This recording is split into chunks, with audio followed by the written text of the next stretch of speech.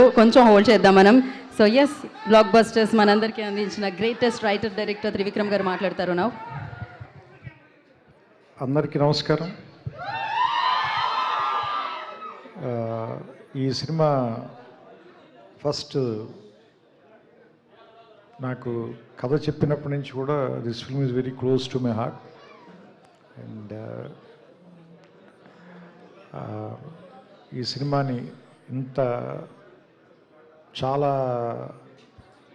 ఇట్లాంటి టైంలో ఇందాక వెంకీ చెప్పినట్టు ఒక రకంగా చెప్పాలంటే ఎగ్నెస్ ద టైడ్సే కష్టపడి తీసి ఇంత సక్సెస్ఫుల్ చేసినందుకు మొత్తం టీం అందరినీ కూడా నేను మనస్ఫూర్తిగా అభినందిస్తున్నాను. నేను సూర్య గారితో ఒక సినిమా చేయాలి ఆల్రెడీ. అది నేను ఆయనకి నచ్చే కథ చెప్పలేకపోయాను ఇంకా. సో లేదు, త్వరలోనే ఖచ్చితంగా నేను ఆయనతో కలిసి పనిచేస్తానని నమ్ముతున్నాను నేను. ఎందుకంటే సూర్యతో ఆయనతో సినిమా చేయమని నా వైఫ్ వైపు నుంచి రిక్వెస్ట్ కాదు, డిమాండ్ ఉంది. ఎందుకంటే నా వైఫ్ చాలా పెద్ద ఫ్యాన్. సో సామాన్యంగా తను మామూలుగా ఈ సితారాల్లో జరిగే ఏ సినిమాలు షూటింగ్కి వెళ్ళదు, కానీ ఈయన సినిమా షూటింగ్ అని మిమ్మల్ని కలవటానికి మాత్రం ఆ రోజు సెట్కి వచ్చి పర్టికులర్గా ఈయన్ని కలిసి ఇంత ఫోటో తీర్చుకుని వెళ్ళారు. సో అండ్ ఇప్పుడు ఈరోజు అంటే బేసిక్గా ఆడవాళ్ళంత గమ్ముని ఇష్టపడరు, కానీ ఇష్టపడితే మాత్రం జీవితాంతం వదిలిపెట్టరు. అలాంటి హీరోలు అతి కొద్ది మంది ఉంటారు. అందులో మనకి సూర్య గారు ఒకళ్ళు. నాకు తెలిసి ఇందాక గీత గారు చెప్తుంటే నాకు అనిపించింది, ఇండియాలో నాకు తెలిసి ఇద్దరే హీరోలు వయసు వాళ్ళకి వెనక్కి వెళ్తుంది. ఒకళ్ళు సూర్య గారు, ఇంకొకళ్ళు మహేష్ బాబు గారు. వీళ్ళిద్దరికే వయసు వెనక్కి ట్రావెల్ చేస్తుంది వీళ్ళిద్దరికీ. అండ్ వంశీ నాకు మొదటి నుంచి కూడా వెంకీ కథ చెప్పినప్పటి నుంచి కూడా నాకు గజనీలో ఉన్న సంజయ్ రామస్వామి క్యారెక్టర్ నాకు చాలా ఇష్టం సార్. ఎందుకంటే బికాజ్ అది తెలుగు వాళ్ళకి కూడా, నాట్ ఓన్లీ తమిళ వాళ్ళకి, తెలుగు వాళ్ళకి కూడా చాలా క్లోజెస్ట్ క్యారెక్టర్ అది. అంటే కొన్ని క్యారెక్టర్స్ మనతో పాటు డికేడ్స్ తరపున ట్రావెల్ చేస్తాయి కదా.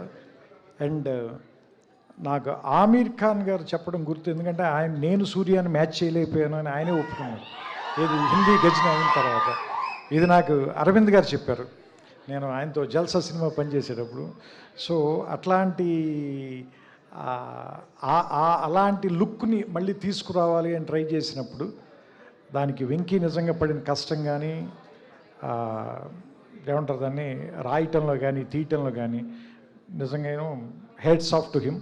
చాలా బాగా రాసావు వెంకీ నిజంగా ఈ cinema.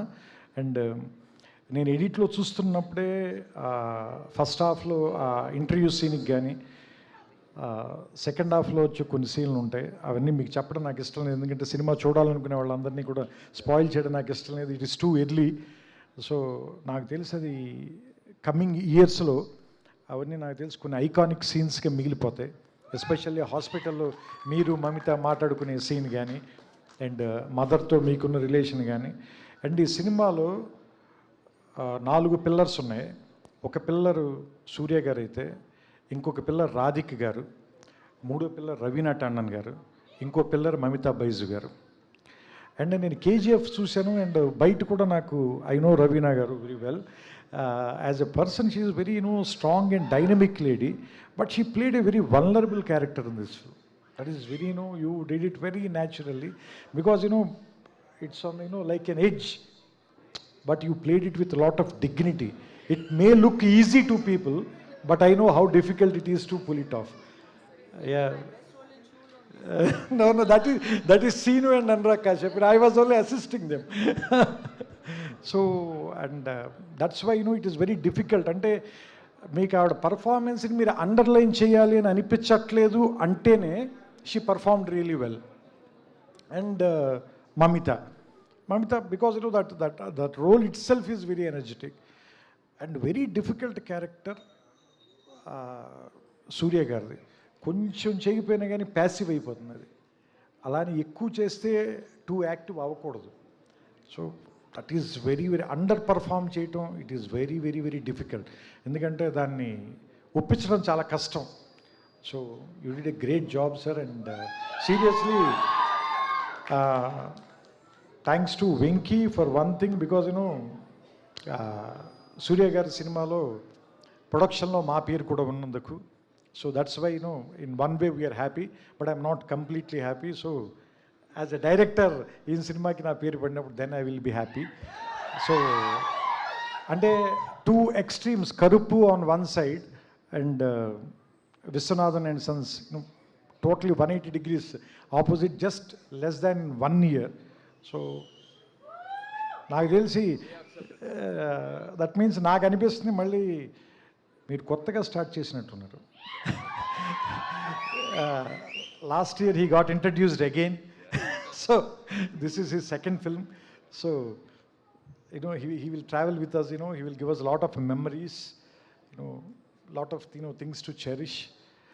So I wish the whole team, especially Venki and Vamsi and Surya garu, with all respect sir, and మీ దగ్గర నుంచి నేర్చుకోవాల్సింది ఆ హంబుల్నెస్ మీ ఫాదర్ దగ్గర నుంచి కూడా, because I respect him a lot, and we love you and Karthi sir.